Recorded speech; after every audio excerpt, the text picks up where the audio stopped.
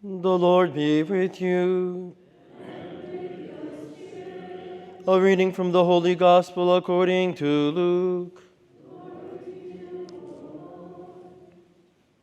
The two disciples told the 11 and their companions what had happened on the road to Emmaus, and how Jesus had been made known to them in the breaking of the bread.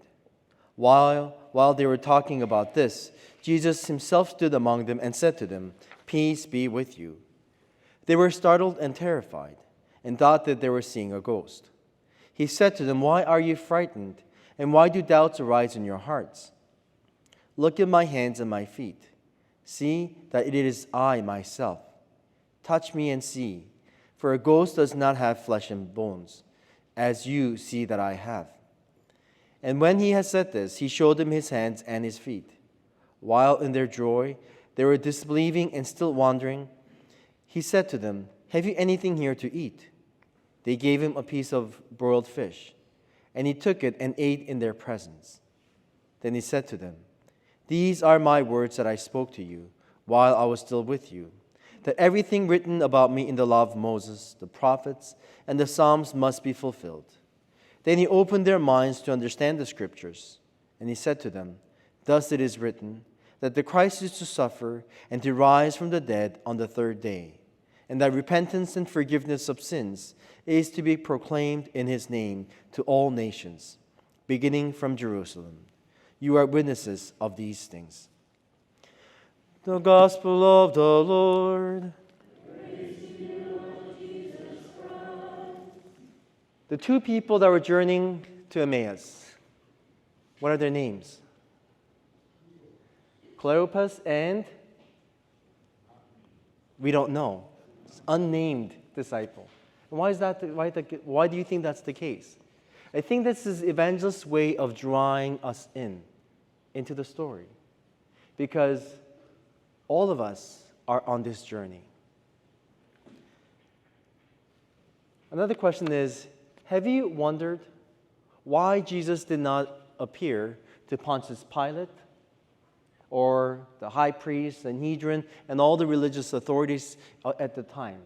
Why didn't Jesus appear to them and say, "See, you made a mistake, big mistake"? Why did Jesus instead appear to insignificant people from the eyes of the world, disciples, whom Jesus chose with no credentials, and all fled? I think it's because Jesus was not looking for an apology. Instead, he was looking for witnesses.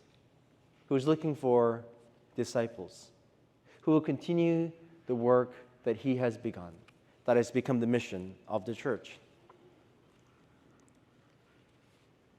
The reason why I think Jesus also appeared to them is because Jesus, being our friend, did not abandon us.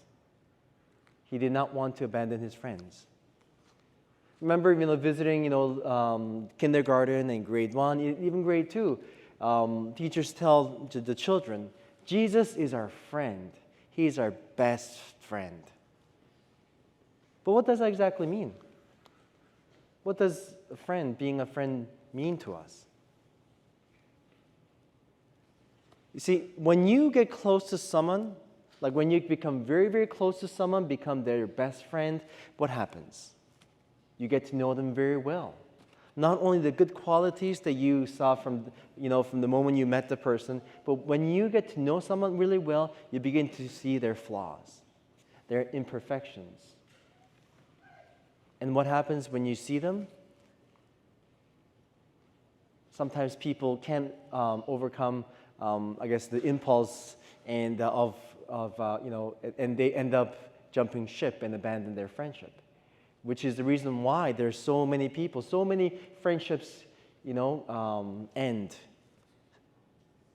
The reason why some of the marriages fail is because of that. We see flaw in the people that we didn't see before.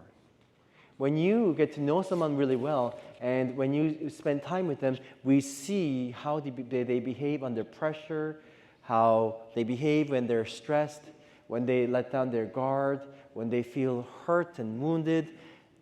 We get to know them very, very, very well. And the true friends are those who do not abandon you when you're at your worst. Friends are those who are with you in your struggles and who journeys with you. That's exactly what friends do. That's what exactly Jesus came to do. Because there's a difference between knowing someone and liking someone and loving someone. Because when you love someone, it's exactly what St. Paul told us. Love is patient, love is kind, it takes sacrifice, it takes dedication. It requires all of these things to truly love someone. Loving someone takes time, takes great effort. It's very difficult, loving someone. But based on my experience, what is even more difficult than loving someone is actually allowing yourself to be loved. Allowing yourself to be loved when you experience your worst. Because when you feel so broken, when you feel so disappointed, when we go through all of this and when we feel like we're unlovable, it's very, very difficult for us to allow ourselves to be loved. Have you seen one of those videos of animal rescue? You know, especially the ones that have been abandoned and they've never really experienced love. And, you know, people call and say, hey, can you come and rescue this animal? Sometimes these animals were hungry and they get trapped in this trap. And so these Humane Society people show up trying to help them and rescue them. And then they see these people who came to rescue them as a threat. And they're trying to, run and get tangled even more and hurt themselves. And sometimes these people have to put tranquilizers to be able to help them. They have a hard time trusting other people. Because if you've been hurt before, it's incredibly difficult to allow yourself to be loved when you feel so unlovable, so ugly, so to speak. And I think this is the reason why that Jesus decided to journey with these disciples. Because the disciples were supposed to be in Jerusalem.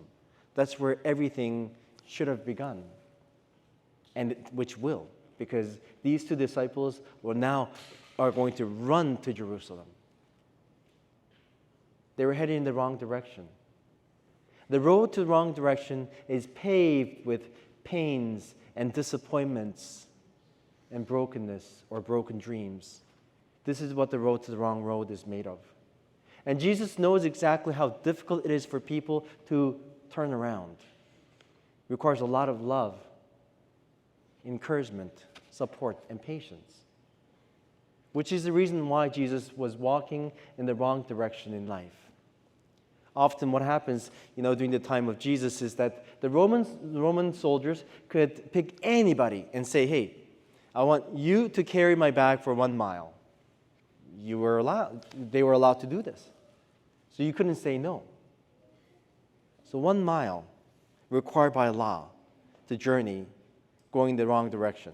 Whatever the soldier told you to do, you had to obey. But Jesus was walking not just 1 mile, but 7 miles. At least 2 hours journey. Number 7 is also a perfect number, right? Do you remember when Jesus was talking about, how many times should we forgive? 7 times 7. Perfect number, unlimited. Because Jesus was going to not only walk 7 miles, there's no length that Jesus is not going to travel to meet you. Perhaps we've all been there. Perhaps we haven't been there, but we may end up on that road one day of disappointment and the hurt and pain that we might walk in the wrong direction in life. Or we may know someone who is going through that journey right now. Jesus doesn't abandon any one of us because he is our best friend. And that's what best friends do.